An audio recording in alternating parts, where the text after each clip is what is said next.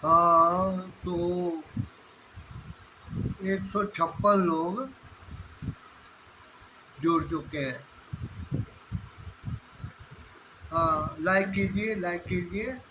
जी जी जी। आज मैं आप सबके क्वेश्चंस की कुछ जानकारी आपको दूंगा।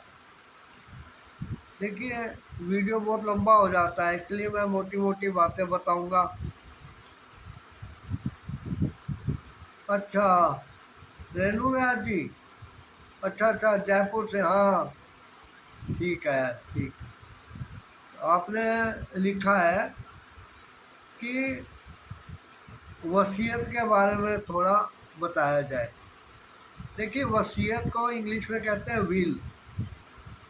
अब आपने पढ़ा होगा आई विल, आई शैल।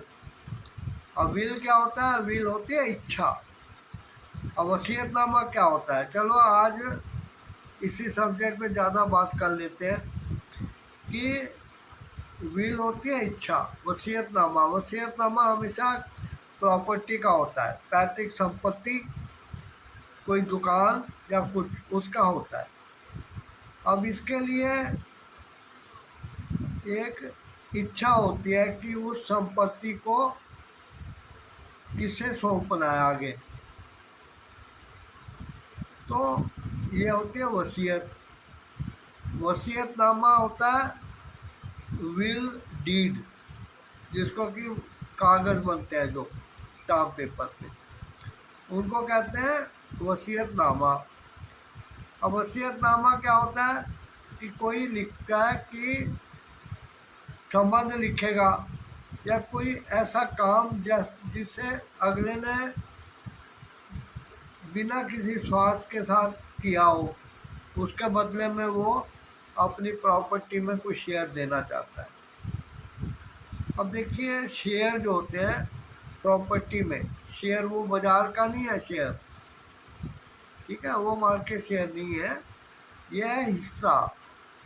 अब प्रॉपर्टी का हिस्सा जो होता है वो, वैसे तो दो पुत्र है तो आधा आधा दोनों को मिलेगा, तीन है तो तीन हिस्से किए जाएंगे, चार है तो चार हिस्से होंगे। लेकिन वसीयतनामे में ये हिस्से वाली बात नहीं होती है। इसमें वो कई बार क्या होता है, किसी पराये को, दूर के रिश्तेदार को जिससे खून का संबंध ना हो, उसे अपनी इच्छा से अपनी प्रॉपर्टी में एक ज़्यादा हिस्सा दे देता है, जैसे 75% दे देता है और अपने बेटे को 25% देता है। तो इसके कुछ कारण है, उसके लिए आप कहेंगे तो मैं अपना वीडियो भी बनाऊंगा एक। वसीयतनामा जो होता है वो इच्छा होती है, लेकिन ये इच्छा नहीं है ना कि भाई कहीं पे कहीं अजायब घर वाला में, चिड़ियाघर में या किसी ऐतिहासिक जगह पे टिकट लगती है तो वो इच्छा नहीं कर सकता कि जब ये आदमी उधर जाएगा तो उधर उसे टिकट नहीं देनी पड़ेगी या गाइड उससे पैसा नहीं लेंगे। वसीयत में एक आदमी अपने अधिकार क्षेत्र में जो प्रॉपर्टी होगी उसको देगा, वसीयत करेगा। विल पावर उसकी इतनी होगी कि वो उतने ही अधिकार अगले को दे पाएगा जो खुद वो एंटरटेन कर रहा है। अभी जैसे किसी की प्रॉपर्टी में बच्चों को हिस्सा मिला था, अब वो बच्चे अब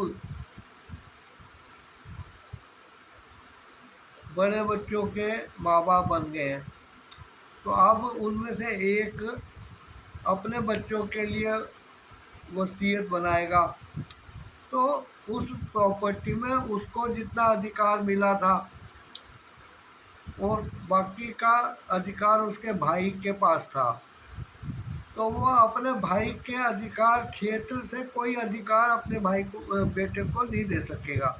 समझ गए नहीं इसी को? आप वही अधिकार दूसरे को दे पाते हैं जो अधिकार आपको हो। अगर आप किसी सीढ़ी से ऊपर आ जा सकते हैं, किसी दरवाजे से अंदर आ जा सकते हैं, तो उतना ही आप अधिकार दे सकते हैं। अपना जितना आपका अधिकार है उतना ही आप दे पाएंगे। अब समझिए कि कोई प्रॉपर्टी जो है वो किसी वजह से लोन दिखा के उसके एवज में गिरवी रखी गई है। किसी रिश्तेदार को लोन लेना है और किसी ने अपनी प्रॉपर्टी, अपना मकान बैंक को गिरवी रख दिया,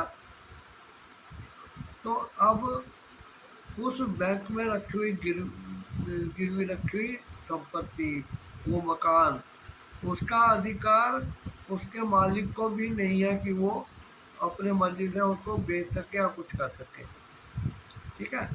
तो अब ऐसा आदमी अपने बेटे को, ऐसी औरत अपने बेटे को अपनी प्रॉपर्टी की वसीयत नहीं दे सकती, लेकिन किसी जान पहचान के वकील से भड़काने से एक छोटा भाई अपने बड़े भाई के खिलाफ वसीयत बनवाने के लिए हर कागज लेके कोर्ट से चले जाता है। उसकी माँ की भी हामी होती है, तो उसको कोर्ट में धक्के खाने के बावजूद वो वसीयतनामा कोई बना के नहीं दे सकता है, उस पर कोई रजिस्ट्रेशन नहीं हो सकता, क्योंकि प्रॉपर्टी अगर फ्री होती तो ही वो माँ अपने बेटे को वसीयत बना के दे पाती। लेकिन क्योंकि वो एक बैंक के पास गिरवी रखी हुई संपत्ति है, तो वो भाई जो है लोगों के बहकावे में आके, लालच में और नाकारा होने की वजह से अपने भाई के खिलाफ ही वसीयत बनाने के लिए कचहरी के धक्के खा रहा है, तो उसको लास्ट में थक हार के अपने घर लौटना पड़ेगा मायूसी से। तो ये चीज़ होती है वसीयत की। ठीक है जी रेणु व्यास जी। हाँ, कंचनकम, अच्छा अच्छा, बीकानेर। हाँ आपका ठीक। देखिए, आप अपने बच्चों को लॉ की पढ़ाई कराइए। आप बीकानेर में है तो राजस्थान स्टेट में आपका एडमिशन होगा, तो आप यदि फीस को बचाना चाहते हैं तो आपको कम फीस वाले भी लॉ कॉलेज मिल जाएंगे, और ज़्यादा वाले भी प्राइवेट कॉलेज में आपको ज़्यादा फीस देनी पड़ेगी। लॉ के स्टूडेंट जो है वो 3 साल की या 5 साल की, इंटर के बाद करेंगे तो 5 साल, उसके साथ दूसरी सब्जेक्ट भी पढ़ने पड़ेंगे। और अगर ग्रेजुएट, पोस्ट ग्रेजुएट होने के बाद आप करते हैं तो फिर 3 साल वाली होती है। तो पढ़ाइए, लेकिन आजकल वकीलों की बहुत भरमार हो गई है, लोगों को बैठने की जगह नहीं मिलती है, चैम्बर इतने हैं नहीं, तो आप देख लीजिए, यदि आपको ये उचित लगता है तो आप इस फील्ड को अपने बच्चों के लिए चुन सकते हैं। और ये फील्ड जो है बहुत मजबूत फील्ड है, इसमें ज्ञान की बहुत वृद्धि होती है।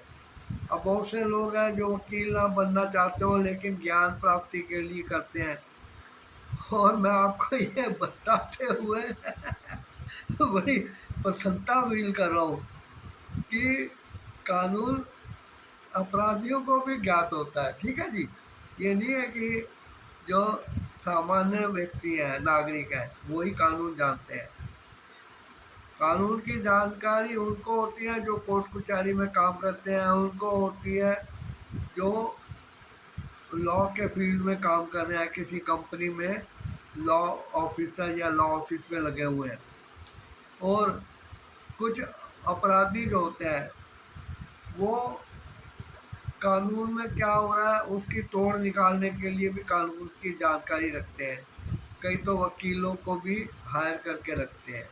खैर, जैसी इच्छा हो वह करिएगा। अच्छा, ये, हाँ जी, वेद जी, लक्ष्मी नगर दिल्ली, हाँ आपका एड्रेस पढ़ लिया। आपने लिखा है, क्या लिखा है? अच्छा, आपने लिखा है कि लॉ की पढ़ाई करने के लिए दिल्ली यूनिवर्सिटी में हिंदी और इंग्लिश मीडियम में कौन सा ठीक रहता है। देखिए ऐसा है, अगर ठीक नहीं रहता और इंग्लिश में करना ज़रूरी है, तो यदि इंग्लिश पक्की अच्छी नहीं है तो करना बेकार है। और हिंदी मीडियम जो है करना चाहते हैं करें, दोनों की सुविधा है, कोई फ़र्क नहीं है। नहीं नहीं, हाँ ये है कि उसमें आप जो है एक ही मीडियम रखिएगा। अब एलएलबी करते टाइम आपको काफ़ी सब्जेक्ट बच्चे को आपके पढ़ने पड़ेंगे, तो आप उनको ये ज़रूर बताइएगा कि हिंदी मीडियम लेंगे तो सारे पेपर जितने साल की एलएलबी है फर्स्ट ईयर से लेके फाइनल तक, उसको एक ही मीडियम से करनी है। हिंदी रखेंगे तो ओनली हिंदी, इंग्लिश रखेंगे तो ओनली इंग्लिश। ये नहीं है कि कोई सब्जेक्ट का हिंदी में कराए, कोई सब्जेक्ट का इंग्लिश में कराए, और किसी में आधा पौना इंग्लिश हिंदी लिख दी। ठीक है, आपको जिसमें सुविधा हो उसमें करिए। अच्छा, अब मेरे को किसी क्लाइंट से मिलने के लिए जाना पड़ेगा।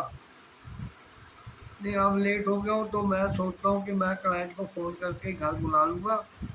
इसलिए थैंक्स फॉर वाचिंग। मिलेंगे किसी अगले वीडियो में लाइव आके। आप कमेंट बॉक्स में मेरे को एक कमेंट कर दे तो मैं उस चीज़ों के क्वेश्चन अलग निकाल के उनके बारे में बताऊंगा। Thanks for watching. संडे को मिलेंगे।